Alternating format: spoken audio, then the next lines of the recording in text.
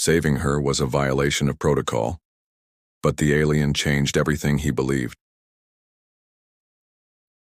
Echoes in the void, Lieutenant. Nadia Reeves steadied herself against the bulkhead as another violent tremor rocked the Helios research station. The emergency lighting bathed the corridor in pulsing crimson, turning her team's faces into masks of shadow and blood. Station structural integrity at 26%, announced the calm, automated voice that contrasted sharply with their desperate situation. All personnel evacuate immediately. 18 minutes until catastrophic failure. Hendricks, report. Nadia barked into her comm unit, adjusting her tactical helmet. Sectors 3 through 7 clear, Lieutenant, came the immediate response. 14 researchers accounted for and aboard emergency shuttles. That's everyone on the manifest. Nadia nodded, her dark eyes scanning the damaged corridor ahead. The experimental quantum resonance engine had destabilized 2 hours ago, turning the cutting-edge research facility into a ticking time bomb. Her rescue team had been dispatched from the UEF Dauntless with clear orders. Extract essential personnel, then get out. Command to all units, her earpiece crackled. Commander Rivera's voice was clipped and tense. Final evacuation order. Repeat, final evacuation. All rescue teams report to docking bay 4 immediately. Station collapse imminent. Copy that, Nadia responded, fingers pressed to her earpiece. Team Echo completing final sweep of laboratory section before extraction. Her second-in-command, Sergeant Jackson Reed, shot her a concerned look through his helmet visor. Nadia, we need to move. That last surge took out gravitational stabilizers in this entire quadrant. One last sweep, she insisted, activating her life sign scanner. 5 minutes, then straight to extraction. Reed's expression hardened beneath his visor, but he nodded sharply. The entire 6-person team continued forward, magnetic boots clacking against the metal flooring as artificial gravity fluctuated unpredictably around them. The scanner showed nothing as they moved through what had been the quantum physics research wing. Twisted metal groaned overhead and sparks rained down from severed power conduits. The team advanced methodically through laboratories filled with shattered equipment and abandoned workstations. 16 minutes until structural collapse, the station AI reminded them, its feminine voice incongruously serene. Reed checked his oxygen levels nervously. Lieutenant, we should... Nadia raised her hand, halting the team instantly. She cocked her head, listening intently. There, beneath the creaking of stressed metal and the alarm's pulsing wail, something else. A sound, like crystal chimes, barely audible. There, she whispered, pointing toward a partially collapsed doorway. Something's in there. Beyond a tangle of support beams and laboratory equipment lay a figure half buried in debris. It wasn't human. The being's translucent skin shimmered, with an internal luminescence, prismatic colors flowing beneath a crystalline surface. Its form was vaguely humanoid, but with proportions that seemed both elegant and alien. Where the creature was damaged, brilliant azure fluid seeped from multiple fractures. Nadia recognized the species immediately. A Thorian, she breathed. One of the crystalline delegates from the Capella system. The being's faceted eyes fixed on Nadia as she approached, their diamond-like surfaces refracting the emergency lights into countless tiny rainbows. The crystalline structures that formed a crown-like crest around its head vibrated weakly, producing that faint chiming sound she'd heard. Help, it resonated, the sound transforming into meaning in her mind through some property of its species that scientists still didn't fully understand. Nadia immediately began shifting debris. I've got a survivor. Thorian delegate. Critical. Condition. Reed rushed to her side, then froze when he saw the alien. Lieutenant, we can't. Look at those fractures. It won't survive transport. Command was clear. Specialist Olivia Tran added from behind them. Essential personnel only at this stage. It's conscious, it's communicating. Nadia continued, clearing wreckage. We take it. Station collapse in 14 minutes. The automated voice announced overhead. Corporal Wei Zhang called from behind them. Lieutenant, we need to go now. Nadia finally freed the Thorian's lower body. Its legs were badly damaged, one nearly severed at what would be a knee on a human crystalline, structures cracked and leaking that strange luminous fluid. "What's your name?" Nadia asked, preparing to lift the being. "Thorian, designate Kir Vosh." It resonated weakly, the sound like wind through crystal chimes. "I'm getting you out, Kir Vosh," she promised, sliding her arms beneath the surprisingly light frame. "Nadia." Reed grabbed her shoulder firmly. "The Thorian delegation's treaty wasn't ratified. They're not technically allies. If we miss extraction because of this, then go," she said firmly. "Get the team to the shuttle. I'll be right behind you." Reed hesitated, jaw working beneath his helmet, then nodded curtly. "Team Echo, move out." As her team reluctantly departed, Nadia lifted Kirvash as gently as possible. The Thorian weighed less than she expected, maybe 40 kilograms, but its height and fragility made carrying it awkward. Its body felt cool against her exosuit, and a faint scent like ozone and winter pine emanated from its crystalline skin. "Hold onto me," she instructed. Kirvash wrapped slender, prismatic arms around her neck, its breathing, or whatever equivalent it had, creating a soft, harmonic vibration against her shoulder. The station lurched violently as they made their way through increasingly unstable corridors. Twice Nadia had to backtrack when passages collapsed ahead of them. Kirvash remained silent except for occasional crystalline tones that seemed to express pain when jolted too severely. 9 minutes to station collapse. The automated system warned.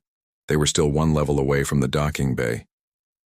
"We're going to make it," Nadia gasped, more to herself than to her passenger, as she sprinted down a listing corridor.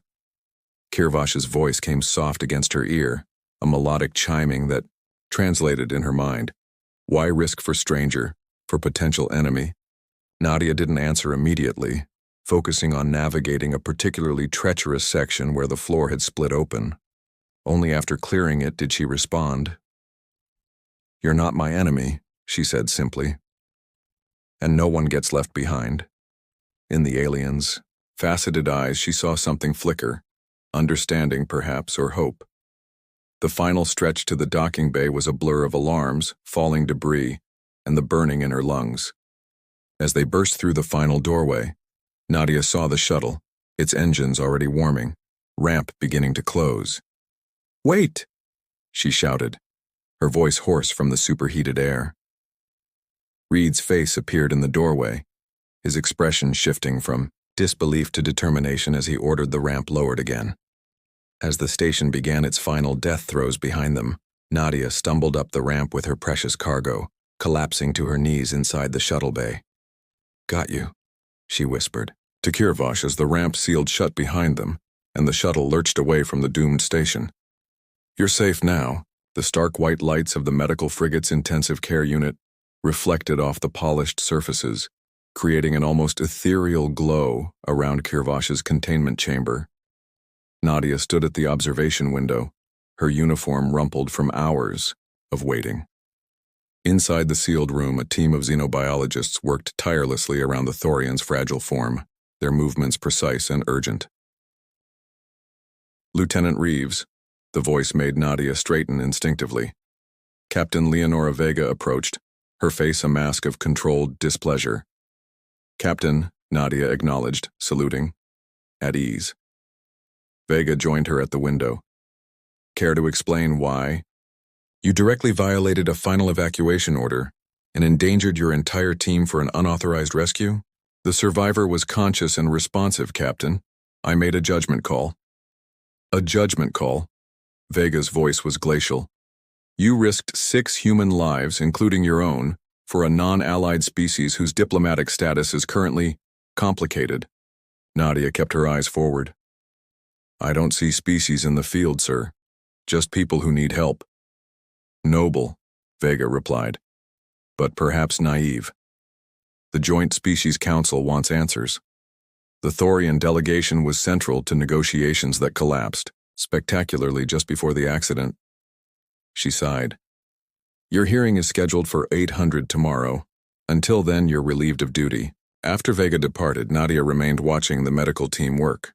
Dr. Rashid Patel, the ship's leading xenobiologist, eventually emerged from the chamber, removing his mask with a weary motion. How is it? They? Nadia asked immediately, realizing she didn't know the proper pronoun. Stable but critical, Patel replied. Thorian physiology is fascinating. Their crystalline structure can regenerate given time and proper conditions, but they've lost significant amounts of their internal fluid, and their resonance structures are severely damaged. Will they survive? I believe so, though recovery will be lengthy. Patel studied Nadia curiously. You may have saved the last surviving member of their diplomatic corps, Lieutenant. That could have significant implications. 3 days later, Nadia received word that Kirvash had regained consciousness. Despite her pending disciplinary hearing and restricted access, she found herself outside the recovery chamber, nodding to the security officer stationed there. Inside, Kirvash lay propped against specially designed supports. Their blue-tinted, crystalline skin was paler than before, but the crown-like structures framing their face had regained some of their prismatic luster. They turned toward her, faceted eyes widening in recognition. Rescuer. They resonated softly, the harmonic tones translating directly in her mind. Nadia approached cautiously. I wanted to see how you were doing. Kirvash raised a trembling hand, intricate crystal patterns catching the light. You carried me through chaos and destruction when others said leave. Why? Nadia sat in the chair beside the recovery platform. It's what we do. What I do. I couldn't leave you there. The Thorian studied her with those luminous, faceted eyes that seemed to see straight through her. After a moment, they resonated again. On my world, to save a life is to create an harmonic bond. We are connected now, Lieutenant Nadia Reeves. Just Nadia, she corrected gently. Nadia, Kirvash attempted, the sound creating a beautiful crystalline overtone. My people believe every life saved creates a new resonance in the universal symphony. You have created a new harmony. Something in their words touched her deeply. Before she could respond, her communicator buzzed, a reminder of her impending hearing. I have to go, she said reluctantly. Kirvash nodded, the movement sending ripples of light through their crystalline form. I will be here, growing stronger, because of you. As Nadia stood to leave, Kirvash reached out with surprising strength, taking her hand. Where their skin touched, Nadia felt a gentle vibration, like distant music. Thank you. The Thorian resonated directly into her mind. For seeing me as worth saving. In that moment, as their eyes met, Nadia knew that whatever consequences awaited her at tomorrow's hearing, she would face them without regret. Some things transcended protocol, transcended species. Some things were simply right. Resonant frequencies, it's not much, Nadia said as she keyed open the door to her apartment. But it's home. Kirvash stood beside her, leaning slightly on a specially designed support staff that accommodated their unique crystalline physiology. 3 months of intensive rehabilitation had restored much of their mobility, though the fractures along their right leg remained visible, delicate lattices of new crystal growth still forming across the damage. The Thorian stepped inside, faceted, eyes widening as they took in the modest space. Morning sunlight streamed through large windows, refracting through their translucent body and casting prismatic patterns across the walls. Light, they resonated, the melodic tones translating directly in Nadia's mind. Natural starlight. Nadia watched as Kirvash moved tentatively toward the window, extending a crystalline palm to catch the rays. Their entire form seemed to shimmer slightly as they absorbed the energy, internal lights pulsing in gentle rhythms. I thought you might like that, she said. Dr. Patel mentioned photosynthesis as part of your energy cycle. The disciplinary hearing had resulted in Nadia's reassignment to Earth-based duties, officially a demotion, unofficially a slap on the wrist. Her commanding officers couldn't publicly condone her actions, but neither could they harshly punish an officer who'd saved a life, especially one with significant political implications. Kirvash had no home to return to, the Thorian homeworld, remained in diplomatic isolation following the collapse of treaty negotiations, and as the sole surviving member of their delegation, they existed in a bureaucratic limbo, not quite refugee, not quite diplomat. The bedroom is through there, Nadia explained, setting down the small container of specialized equipment Dr. Patel had provided. I'll take the couch. Bathroom's there, though we'll need to modify it for your, maintenance requirements. This is generous, Kirvosh resonated, though the harmonics couldn't fully capture the emotion in their faceted eyes. Your people do not approve of my presence here, Nadia shrugged. Some don't. Others understand. She didn't mention the anonymous threats, the suspicious glances from neighbors, or how her former team members, except for Reed, had stopped returning her calls. Earth's relationship with non-terrestrial species remained tense following the Proxima incident 5 years earlier. A Thorian living among humans was unprecedented. Their first weeks together were a careful dance of adaptation. Nadia learned that Kirvosh required special mineral solutions and periodic exposure to specific light frequencies to maintain their crystalline structure. The Thorian discovered that humans preferred regular sleep cycles and that Nadia startled easily when approached from behind, a legacy of her combat experiences. One evening, returning from her desk assignment at the local Planetary Defense Force garrison, Nadia found the apartment transformed. Small crystal formations lined the windowsills, catching the light and splitting it into complex patterns that danced across the ceiling. The air hummed with a subtle resonance that she felt more than heard. Kirvosh stood in the center of the living room, wearing the loose adaptive garment Nadia had helped them acquire, modified to accommodate their unique physiology. I hope this is acceptable, they resonated, gesturing to the crystal formations. Dr. Patel has approved a position for me in the Xenobiology Research Division. These are growth samples. You got a job? Nadia was genuinely surprised. A purpose?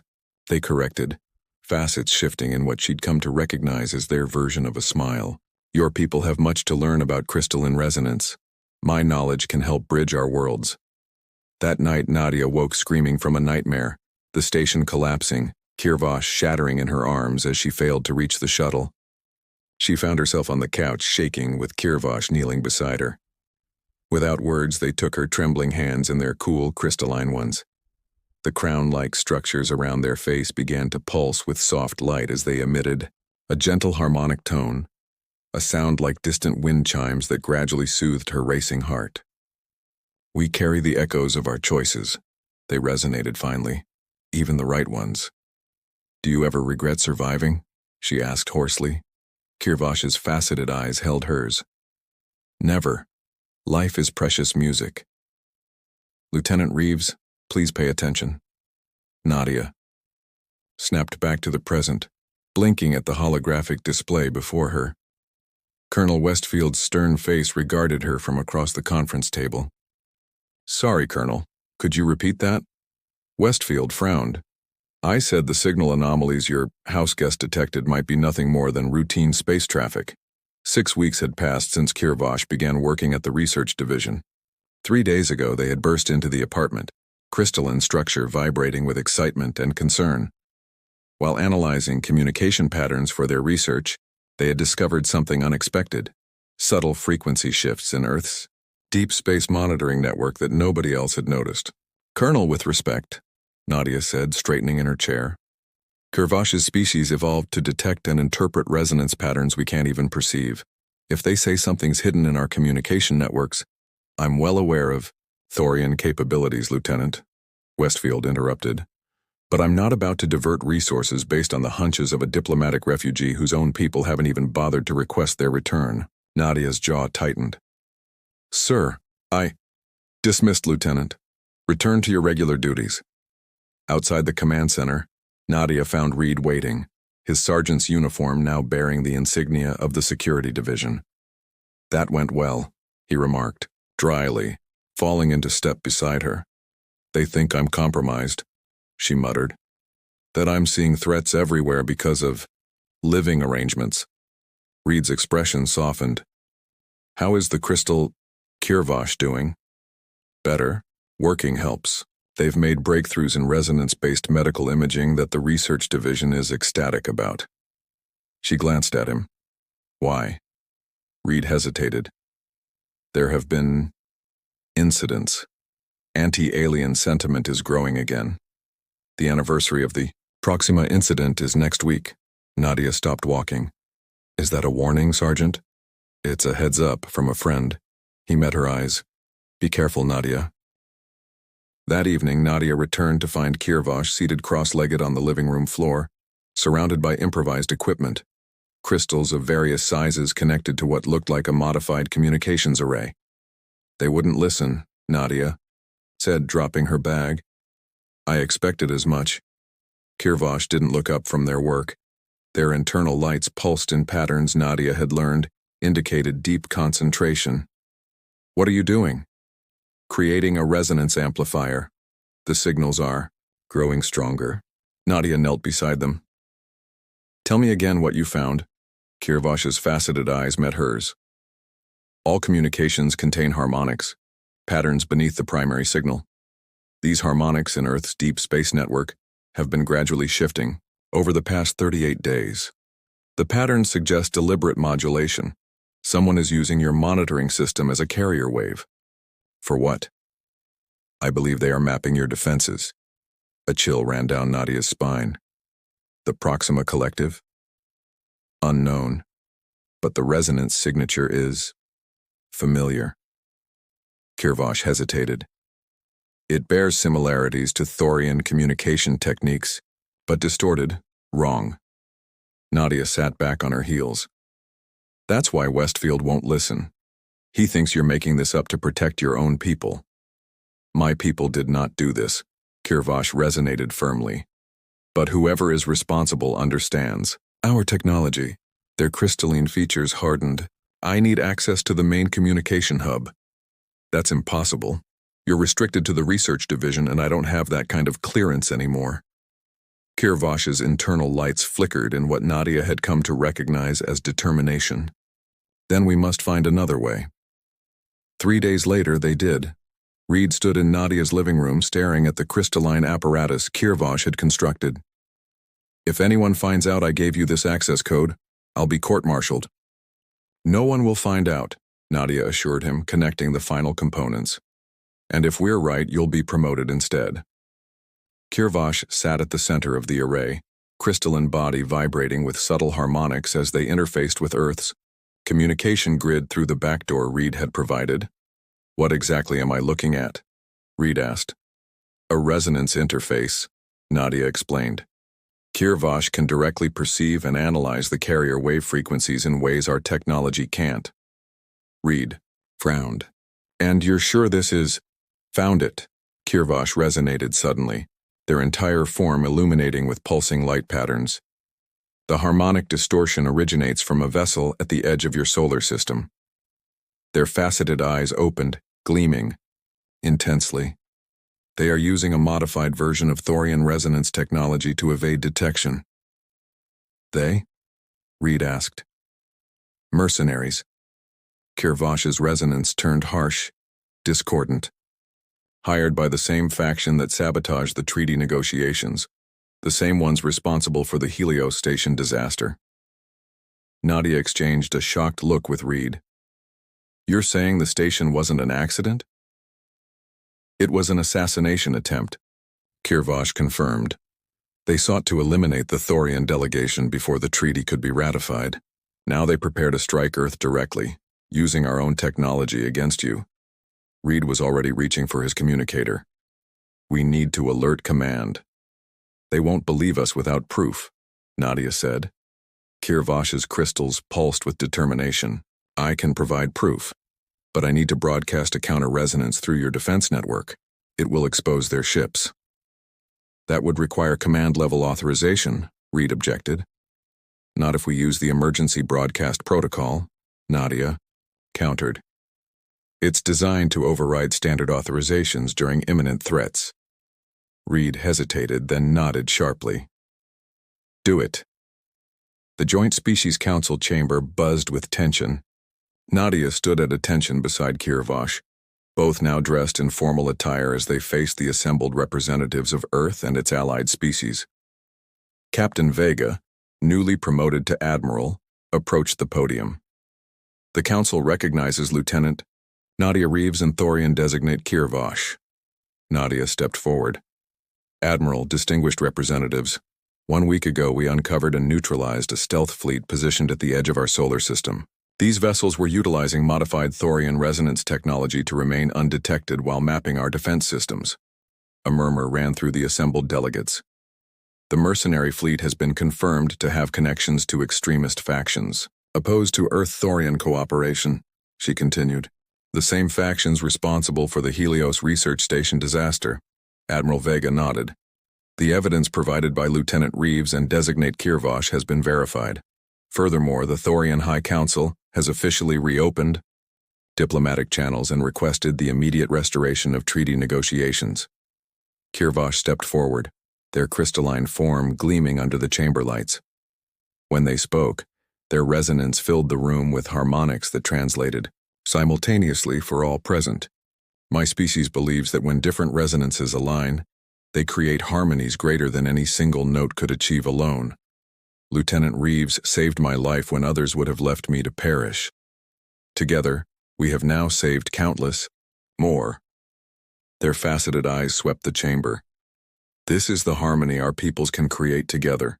As the council erupted in applause, Nadia felt Kirvash's cool crystalline hand slip into hers. Where their skin touched, she felt the now familiar vibration, like music only she could hear. "Thank you," she said quietly. "For what?" Kirvash resonated. "For trusting me enough to share your truth." The Thorian's internal lights pulsed in patterns she'd come to recognize as joy. "When you carried me from the dying station, you told me I was not your enemy. You were right. I was your future." In that moment, as the council continued their deliberations around them, Nadia understood that some connections transcended species, transcended worlds. Some resonances, once established, could never be broken. And that was exactly as it should be.